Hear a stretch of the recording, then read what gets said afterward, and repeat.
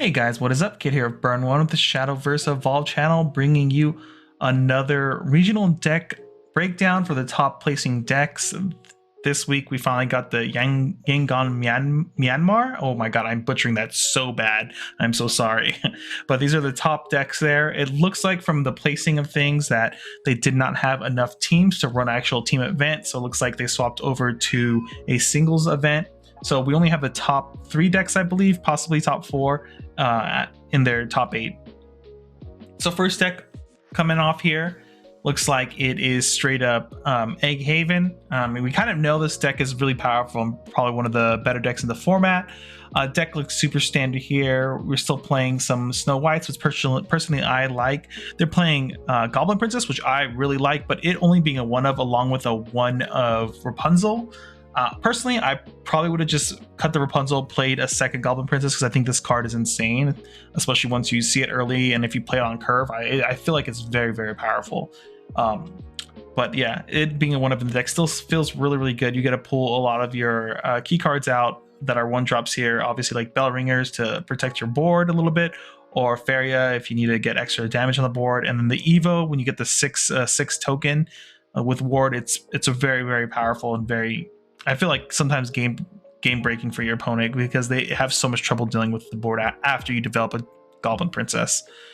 Everything else here looks pretty standard for the most part. We got Acolyte's Light here. I think they're probably most likely playing it obviously for the Forest matchup. I'm not 100% sold on this yet. I haven't tested it out enough myself personally. I might put it in my list at some point.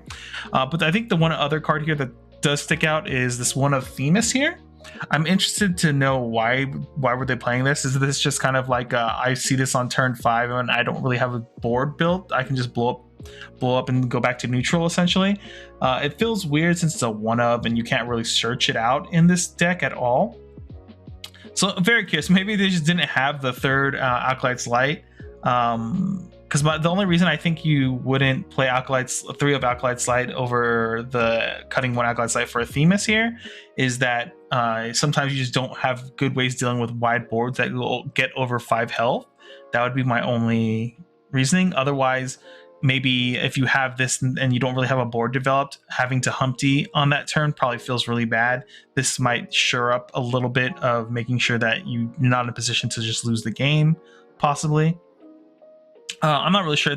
I'd be very curious if the pilot ever sees this video. Let us know in the comments why this 1 of Themis. It feels very out of place, but there must be a reason here. You got first place, so it worked out for you, obviously.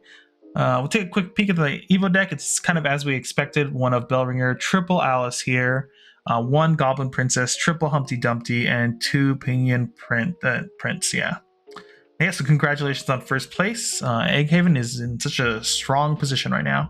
Second place here, one of the other top decks, Sword, Heroic Sword.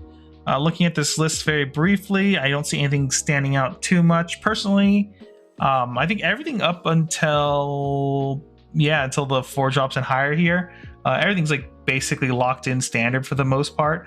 But it looks like they decided to play 2 Silver Paladin. Personally, I'm not a huge fan of the card, but I do understand some people like it because it does help you develop a bigger board on turn 4.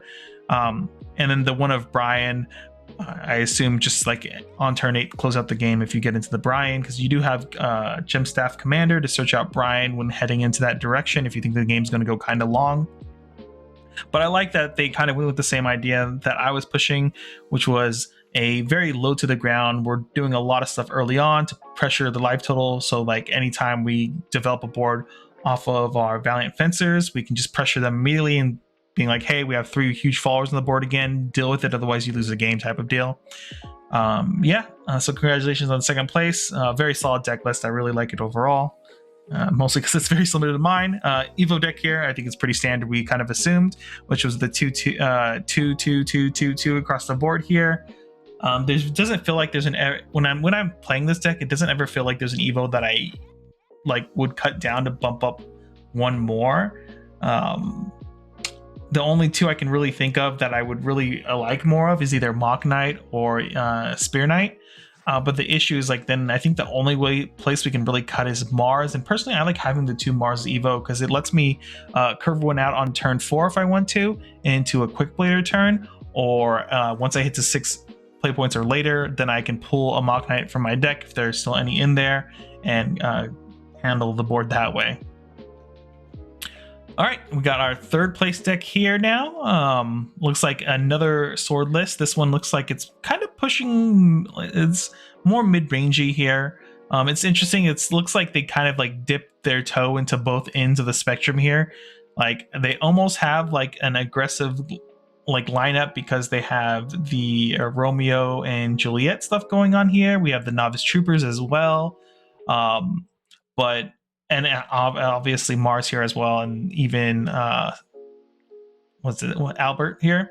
But then we hit all this late game stuff here that's more mid-rangey. Interesting, they only played a one of Gawain of the Round Table. I feel like this is the type of card where if you're going to be playing in your deck, you want to see you need to have multiples because you want to see it at some point in your hand and not have to search it out. But that being said, it looks like this deck does play Made Leader, which we're probably mostly searching out either what's it called, Leonidas, or Sea Queen Otahime. That's her name. I forgot for a second. I think those are the main cards you're searching for. I guess occasionally you can search out Albert as well. But it's interesting they only went with the one of Gawain, because I do feel like he's a card you usually want to see more often, especially not have to waste a search for him.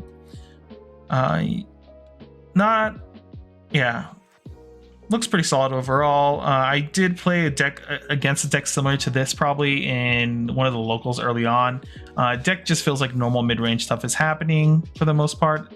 The turns though where you get to do like Romeo and Juliet, especially off of a Gawain turn, it feels very powerful. Those turns are very good. But otherwise, this looks like you're just trying to get to the mid game, develop a Leonidas, and push for game that way. Evo deck here. Wow, they're playing one of Quick Player Evo. That might catch people off guard occasionally, which is kind of funny. Double Made Leader, double Floor Fencer. One of Mars here, one of Albert makes sense, one of Otahime, and then two Leos just in case. I feel like you can get away with one Evo Leo because of the fact that I feel like there's almost no Amulet hate really running around. But I guess if you're worried about it bouncing from Force, that could be a reason. But in that case, usually you don't develop Leo unless you can guarantee the Amulet, I feel like. All right, yeah, so they only had 3 decks because, like I said earlier, they had to run a singles event because they did not have enough players. Congratulations to the top 3 here. Yeah, well, with that kind of wrapping everything up, I hope to see you guys in the next video. Later, everyone.